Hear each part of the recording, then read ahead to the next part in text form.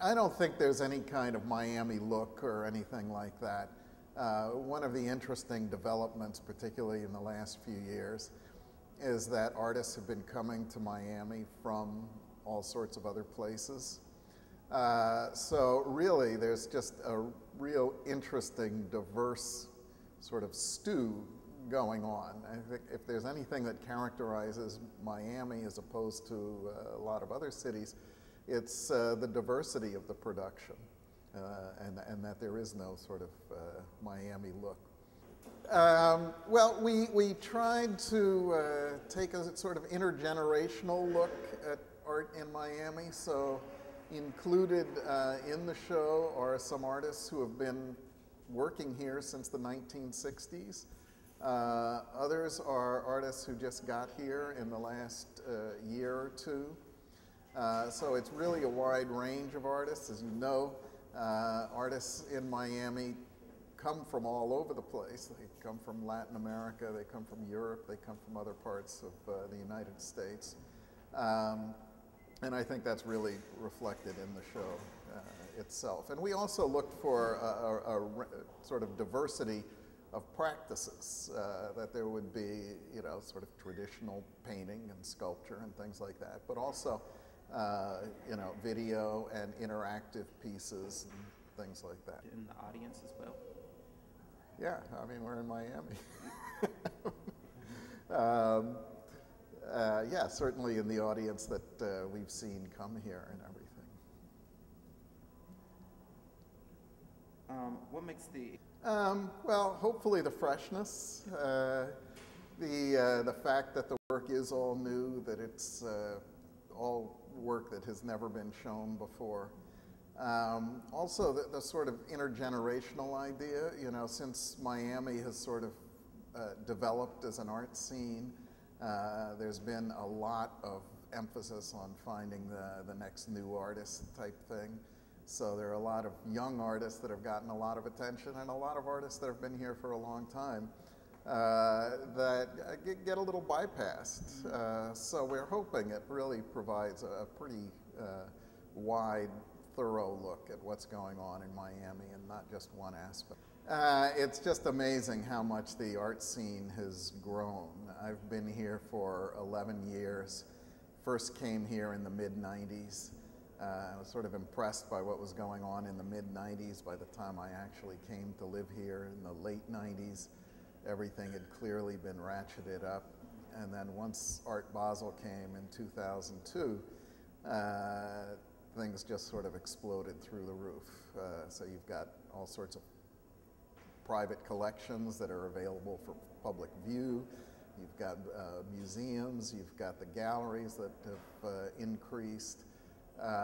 And one of the interesting things is, you know, when I first became acquainted with Miami, you would hear that the best artists would leave town, that they would go to New York to sort of further their careers. And one of the things that we found in doing all these studio visits is that a lot of artists are moving to Miami because of the attention that Miami has been getting internationally. That it's getting a reputation as a good place to live and work. It's really a regular part of our mission to show Florida artists and Miami artists in particular. Usually we mix them up in shows with other artists so that they're presented within an international context. But periodically we've done shows that are devoted exclusively to Miami artists. So we had done one about 3 years ago called Miami in Transition. That was all about sort of the changes, physical changes to Miami going on because of the building boom and stuff like that. So we decided the time was good for another exhibition focusing on Miami artists. But we were really engaged by sort of the growth of the art scene here. So rather than take some theme, like Miami in Transition, we decided just to go out there and look in as many studios as we could and stuff, and sort of do a themeless show. in the end, the only organizing principle behind it was that they had to be artists living in the Miami area, and that the work, eventually we came to the decision that the work would have to be new. Originally, that just meant done in the last couple years, but then we decided to go with work, all the work would be work that had never been shown before, so it would be genuinely new to audiences. Even if they were familiar with the artists, they wouldn't be familiar with the specific works. Well, there are a lot of pieces that really depend on the viewer, if you put it that way, and it can range from Don Lambert's piece with the spinning white and black discs, where what it's about really is the effect it has on the viewer, that as the discs spin at different speeds, you start seeing different colors, and everyone's reaction to it will be different based on their own physiology. And then there are other pieces like Jean Moreno and Ernesto Arosa's piece that is really meant to just provide a setting for viewers to go in and interact. They've basically designed what we call our visitors gallery, which has activities and stuff like that for people to participate in. And they've used their sort of language of recycled materials and everything to create this visitors gallery. So that one is literally, the viewer is meant to interact in it. And then there are things like the Talking Head Transmitters radio booth, which sort of goes into action every time we have an event here, and they bring people in, interview them. It's broadcast within the sort of immediate surroundings of the museum. And then we did a lot of sort of non-gallery pieces for 2 nights a month for the whole run of the show. We did performance events and things like that that were in the lobby here, in the auditorium, out in the plaza. So those were really experiential pieces for people. Yeah, absolutely. That was an important part of the show, was that we knew that it couldn't all be contained in the gallery, or let's put it this way, we didn't want it to all be contained in the gallery.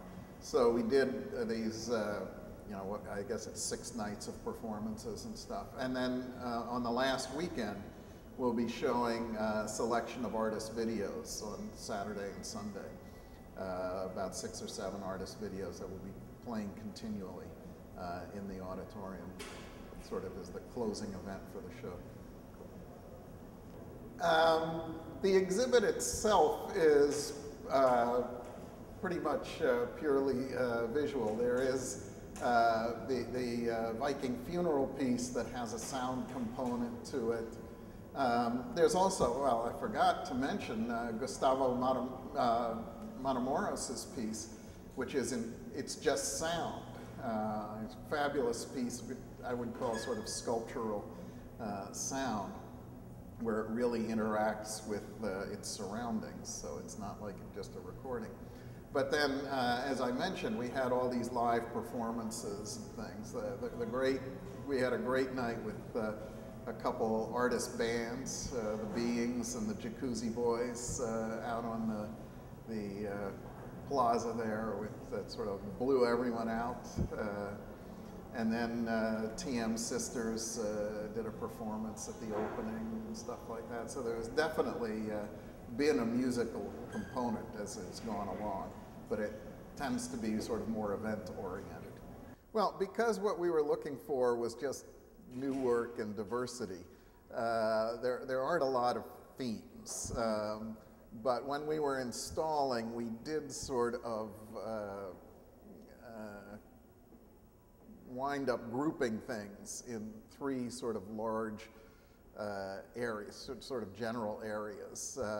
One of which we call sort of the rock and roll area, which most of the works in there tend to deal with pop culture in some ways. Things like the Viking funeral piece, or who else is in that area? Manny Priera's pieces like that tend to be, you know, often about sort of youth culture, but generally about sort of the general culture, the popular culture. Then in the middle area, it tends to be sort of more formal, the more traditional approaches to painting and sculpture, for example. And then in another area, things that deal more with sort of the urban geography. So works like Adler-Guerrier's piece, or you know, talking head transmitters. And a lot of those pieces are sort of among the more interactive pieces there.